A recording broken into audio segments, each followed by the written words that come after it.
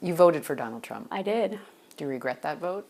Yes, I do. If you could say anything to President Trump now, what would you say?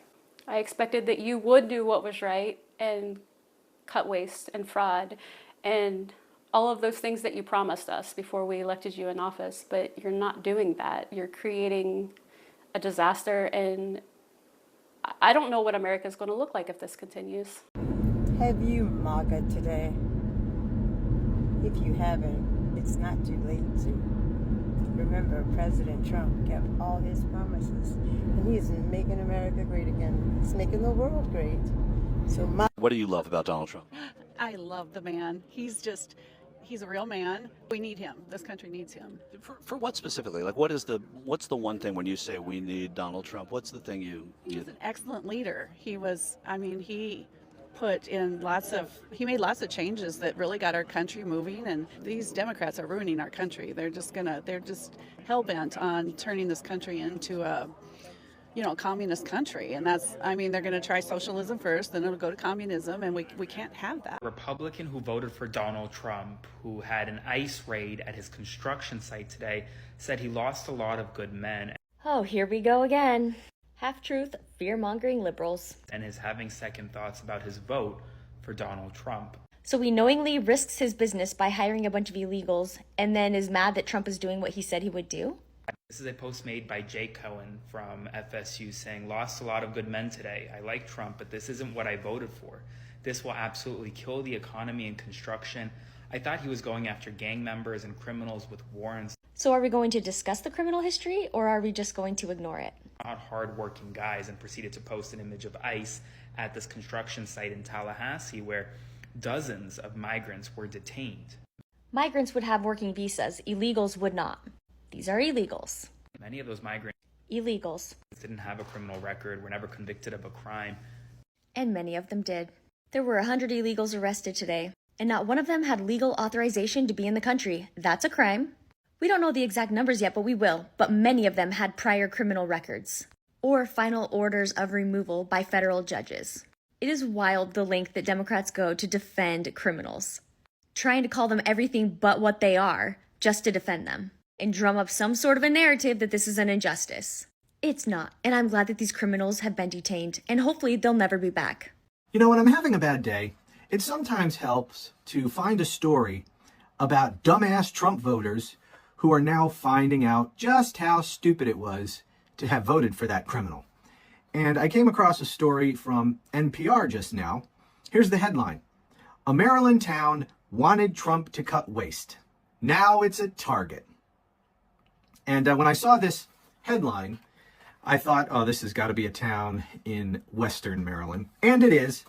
It is a town called Emmitsburg, which looks to be, I looked at the map, it is a stone's throw from Pennsylvania. And if you aren't familiar with Pennsylvania, I lived there for a while. If you get outside of the cities, which is most of the land area of Pennsylvania is outside of the cities, it's a very rural state, big state. You might as well be in Alabama. I mean, it is hardcore MAGA. Anyway, so it's no surprise that this town is close to Pennsylvania. Let me read some of this article for you. Frank Davis saw a lot of waste during his decades in the federal government. In November, he voted for Donald Trump to get rid of it. So far, Davis likes a lot of what he has seen. Quote, I'm probably going to get shot for this, but he is doing what he said he was going to do, says Davis, who serves as mayor of his town of about 3,000 people in Western Maryland, just south of Gettysburg, Pennsylvania. So, Mr. Davis here, Frank, is mayor of Emmitsburg. In March, the Trump administration suddenly canceled in-person classes at the National Fire Academy here, which trains the United States firefighters. Not only is the academy a big part of Emmitsburg's identity, but it also helps drive the local economy. Uh-oh, that doesn't sound good, especially if you're mayor. Quote, it will change my outlook to say that they're not being fair, says Davis. Actually, did I skip something here? I did. Let me go back. Davis says the administration is reviewing the academy's operations, and he is hopeful it will restore classes. If not, he says, he'll see the administration somewhat differently. Quote, It will change my outlook to say that they're not being fair, says Davis, who also serves as emergency medical services captain at the local firehouse known as the Vigilant Hose Company. Quote, they're just going in to cut and not caring what they cut. Well, you know, Frank, where he says here, it will change my outlook to say they're not being fair. How is it that they're not being fair? Oh, yeah, I know. Because now they're cutting something that you benefit from. That's why it's not fair. If Trump was cutting things that only affected and hurt other people, you'd be all for it, right, Frank? Mayor Frank? You'd be all for that as long as it's not you who is getting screwed. Typical selfish MAGA. Emmitsburg voted overwhelmingly for President Trump in November. NPR interviewed about 24 people here. Almost all of them voted for Trump, and many said his plans to cut federal spending were a key attraction. Now they say they are puzzled as to why the administration would cancel national training for firefighters. Why would they do that? We voted for him to cut, but why is he cutting this? Hey fam, welcome back to Sibby React. Now listen, today we're diving straight into the heat. I've been watching these clips, reading the comments, and it's wild out here. White voters in America, divided. Like seriously, split.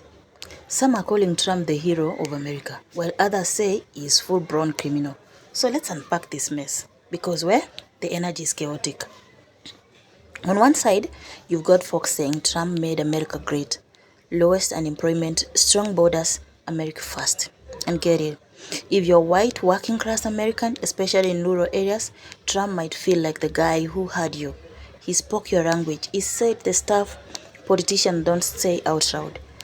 That outsider energy, it worked for a lot of people. He gave them someone to rally behind.